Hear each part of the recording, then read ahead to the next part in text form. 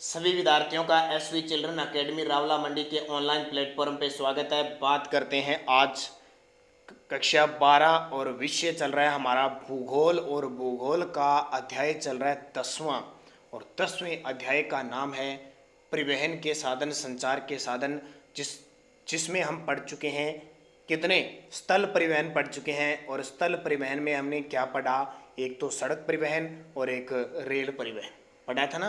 सड़क परिवहन और रेल मार्गों के बारे में पढ़ा।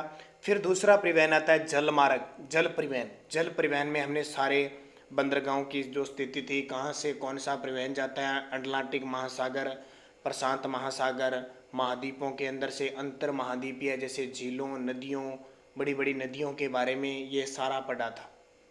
उसके बाद में हमने 3 नंबर पे पढ़ा था वायु परिवहन। कौन सा?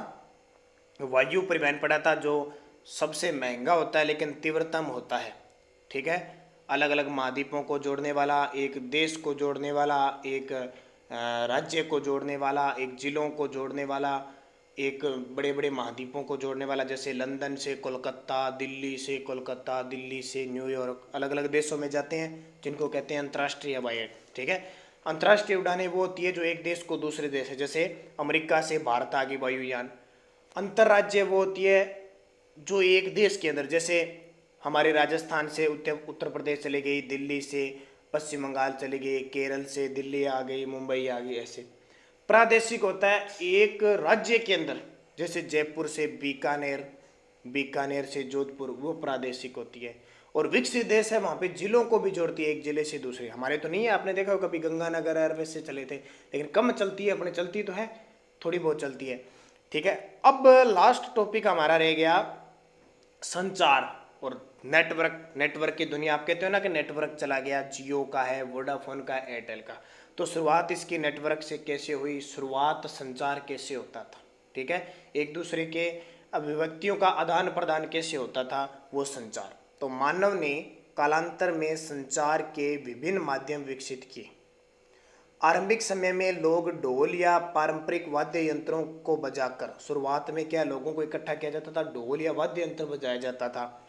आग या धुएं के संकेतों द्वारा संदेश पहुंचाते थे। कहीं आग जला दी जाती थी, धुआं होता था ना, तो लोग समझ जाते थे भी वहाँ धुआं हो गया, इसका मतलब वहाँ बुलाया जा रहा है, सारे इकट्ठे हो जाते थे।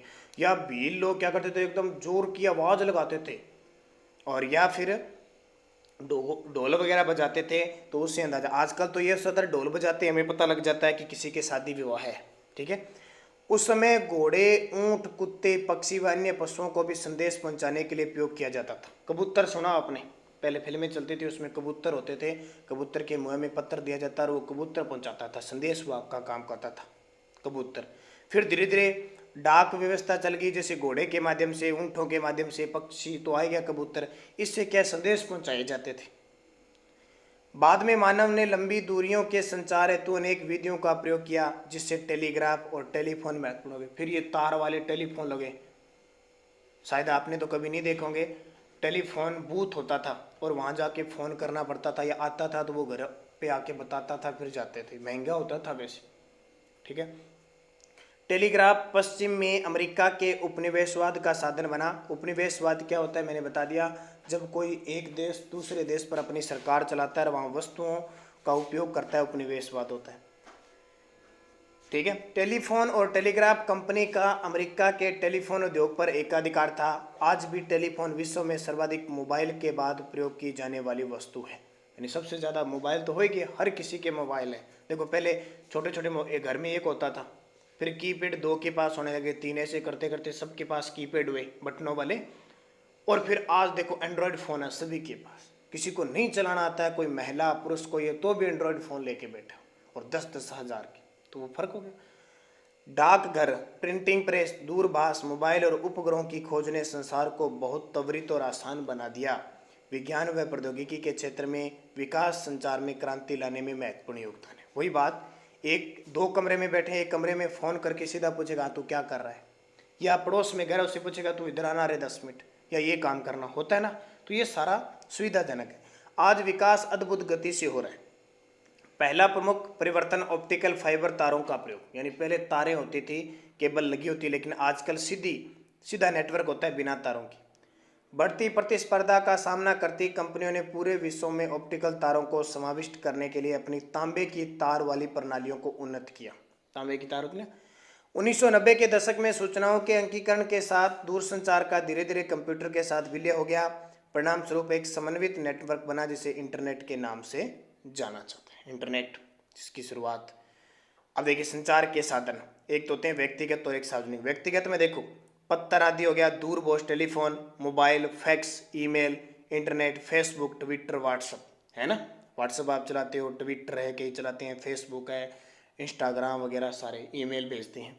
सार्वजनिक में जैसे radio, television, cinema, GPS, GIS, उपग्रह, सैटेलाइट, समाचार। ये अपने कहते ना किसी का सर्वेक्षण किया जाता है, मौसम का पता कैसे लगता है, उपग्रह से पता लगता है। कृत्रिम उपग्रह छोड़े जाते हैं, पृथ्वी के चारों ओर चक्कर लगाते हैं, वो बताते हैं। पुस्तकें, पत्र पत्रिका, जनसभाएं, गोष्ठियां समेत। उपग्रह संचार 1970 से अमेरिका व पूर्व सोवियत संघ के द्वारा अंतरिक्ष विज्ञान के क्षेत्र में अग्रणी शोध किए गए। तब से उपग्रह के माध्यम से होने वाले संचार ने तकनीकी के क्षेत्र में एक नवीन युग का आरंभ किया। पृथ्वी की कक्षा में कृत्रिम उपग्रहों के सफलतापूर्ण परीक्षण के कारण अब ग्लोब के उन दूरस्थ भागों को जोड़ा गया जिसका यथास्थान सत्यापन सीमित था। इस तकनीकी के प्रयोग द्वारा दूरी के संदर्भ में लगने वाले इकाई मूल्य और समय में होने वाले वृद्धि को नियंत्रण कर लिया गया, जिसका तात्पर्य यह है कि 500 किलोमीटर की दूरी तक होने वाले संचार में लगने वाली लागत उपग्रह के द्वारा 5000 किलोमीटर की दूरी तक होने वाली संचार लागत के बराबर है। देखो उपग्रह के विकास के क्षेत्र में भारत ने बड़े कदम उठाए। आर्यभट्ट का 19 अप्रैल 1979 को, भास्कर ए का 1979 में, रोहिणी का प्रक्षेपक 1980 में हुआ।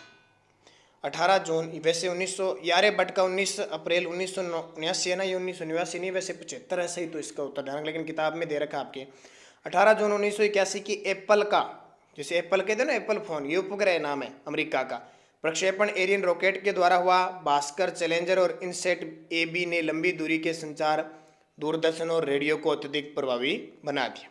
Cyber space internet, cyber space विद्युत द्वारा कंप्यूटरीकृत स्पेस संचार है। यह वर्ल्ड वाइड वेबसाइट जैसे इंटरनेट द्वारा आवर्त है। जिस गति से इलेक्ट्रॉनिक नेटवर्क का विस्तार हुआ वह मानव के इतिहास में अभूतपूर्व है। इंटरनेट प्रयोक्ता 1955 में 5 करोड़ थे, 1995 में कितने थे?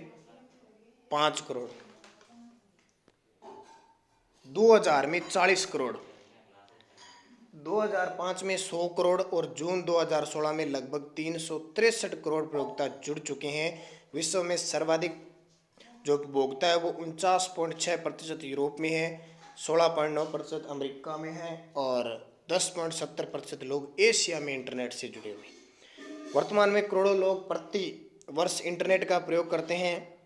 साइबर स्पेस लोगों के समकालीन आर्थिक और सामाजिक कार्यों को ईमेल, जैसे ईमेल भेजते, ई वाणिज्य व्यापार किया जाता है, ई शिक्षा जो अब आपको सीधी उपलब्ध करवाई जा रही है। देखो यूट्यूब के माध्यम से या शिक्षा प्रणाली के माध्यम से उपलब्ध करें तो वो इलेक्ट्रॉनिक शिक्षा होगी।